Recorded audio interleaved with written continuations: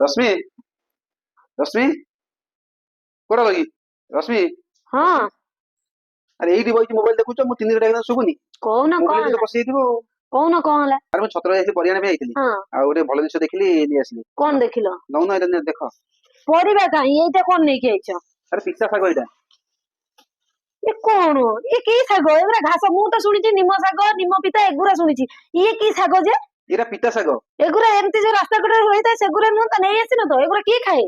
ଆରେ ଆକୁ କର ଆକୁ ରୋଷେଇ କର ଜାଣିବ କେମିତି ଲାଗେ ଆର। କି ପିତା କହନ୍ତି?